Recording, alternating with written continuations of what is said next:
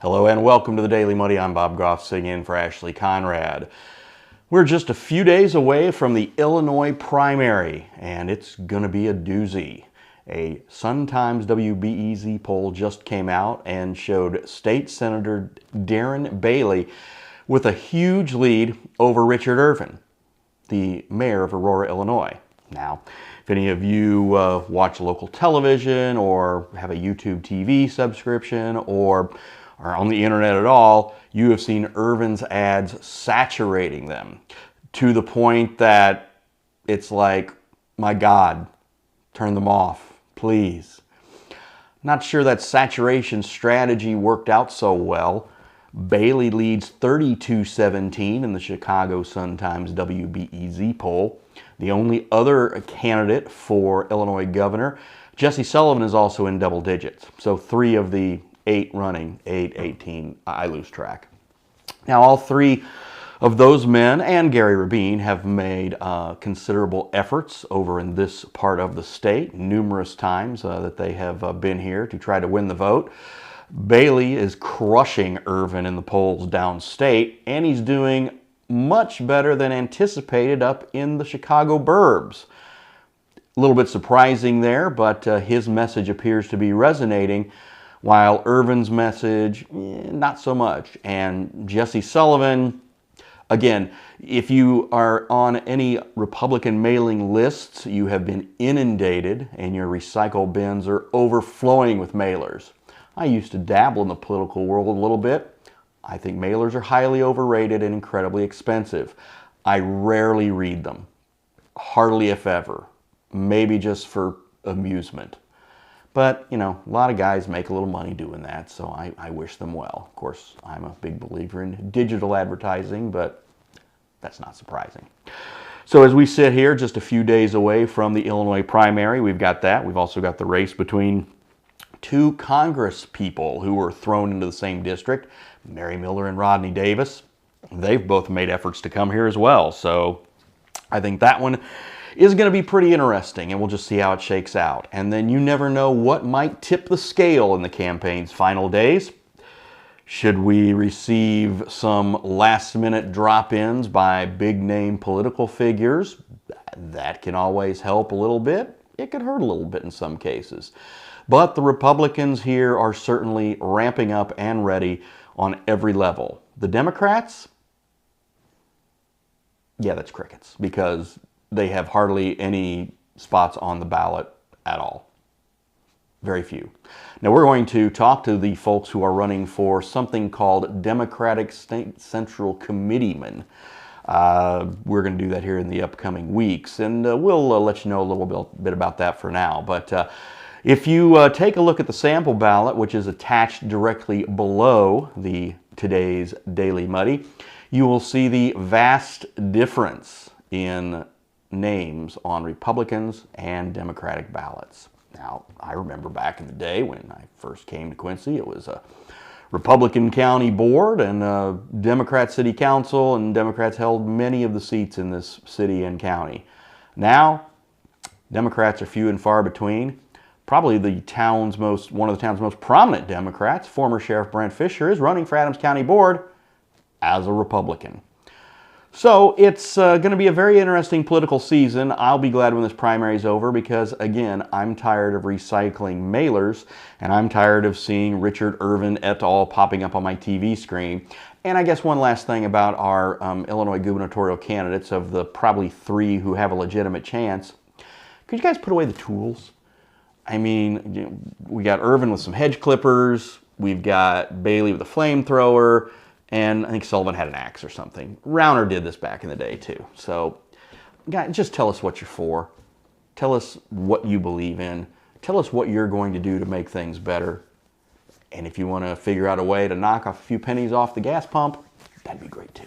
So, coming up, we're going to talk to Scott Edlin, local businessman and concert promoter. More Daily Muddy after this.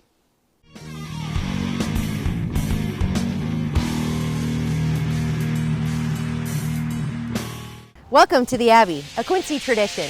With 6 big screens, a new larger kitchen, and now more seating capacity, the Abbey is the place to be before, during, and after the big game. Come enjoy fan favorite appetizers, steaks, burgers, and a variety of daily food and drink specials. Can't join us? Carryout is available too. Now with a convenient drive-up window to better serve you. 1736 Spring in Quincy. Opens at 3 p.m. Tuesday through Sunday. Come join all your friends at the Abbey, a Quincy tradition. Quincy Warehouse Bargains is your Quincy home improvement store. It's the only store of its kind in the Quincy area. We offer flooring, mattresses, area rugs, dining sets, couches, appliances, and much more. And have more products to come so we can better serve the Quincy and tri-state community. Our staff is ready to help you find what you need to make your house a home. Quincy Warehouse Bargains, 4100 North 24th Street, Quincy. Instant Replay is your local sports bar. With 18 big screen TVs, we have all the sports packages from college games to pro games. We offer daily drink specials, and come check out the Bullpen, our newly renovated beer garden. Instant Replay, 2739 Chestnut in Quincy. A great night's sleep starts at Harvey's Furniture. Harvey's is your home for industry-leading handcrafted mattresses from Bemco, Spring Air, and Chatham & Wells. Twin, full, queen, and king, we have a full selection of in-stock mattresses to fit your needs. No waiting, get it today, and as always, free delivery. You deserve a better night's sleep. Harvey's Furniture, our home, your home. Are you looking for the perfect venue for your next special event? Check out Utopia Event Center. Utopia has a large banquet room and an awesome bar area, perfect for anything from birthday parties to formal corporate meetings. It also offers a photo booth, stage for a DJ or a live band, and a fully stocked bar, all for only $300. Check us out at utopiaeventcenter.com or call Barn at 217-430-6559 for more information. Utopia Event Center, 900 North 12th Street in Quincy. Welcome back. I'm with Scott Edlin, who's the owner of the On the Rail restaurant and also concert promoter. Did you ever think you'd be promoting concerts one day? No, not really. Not really. It's a lot of work. How many have you had so far? Last year we had 4. This year we'll have 4. That's great. And a lot of people, I was out of town the last one, but a lot of people I know went and it looked like it had a good event. Yeah, it was crazy busy. So good thing I've rented a golf cart from TNT. That's good. Yeah, that's needed for sure. And you got another one coming up here on the 18th, one of the premier AC/DC cover band in the country. Yeah. I'm excited.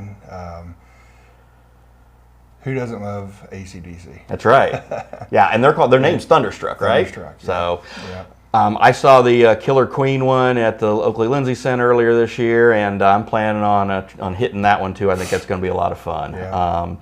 And kind of talk to me. I mean, when you opened the restaurant, how many years ago? About 5 now. About 5 now. Yeah. And of course, you, like everybody else, had to live through the pandemic, get through it, and now that you're through it, have you completely bounced back, you think? No. Not yet? The numbers are still down. Mm-hmm. I don't know if we'll ever get back to where we were. Really? I don't know. They're climbing, but the food cost, and all that, it just plays a big factor in it. I know when I'm talking to you and other guys that run, restaurants in town. Yeah, it's. But I think that if you raise the prices a little bit, I mean, I think people will understand. I mean, it's just kind of the way it is right now, and we all just kind of have to put up with it. So, when you you decided, okay, you were going to have your first concert, and you had it, and you don't own that little lot right next door. It's the city's lot, but you got a pretty good working relationship that you can use that, right? Right. Okay, and you just cover liability or whatever it takes to get that done. So I bring a $2 million policy with me. Okay.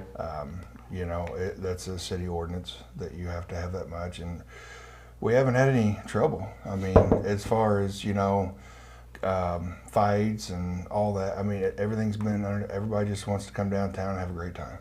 And I think it's great when you do that, and then the people can, if you're going to go to blues on Friday night, then hey, let's go down the rail afterwards for a little bit, and that kind of stuff. I think if everybody's kind of the old saying is the rising tide lifts all boats and all that. So I think if everybody just kind of works together on these kind of events, I think we have more of them. I think they're successful. I think it requires some coordination, so we don't say, hey, we're going to have two things on the same night. All that kind of stuff. I mean, do you find that you're getting you're able to work with the folks downtown to make a lot of this stuff happen? Yeah.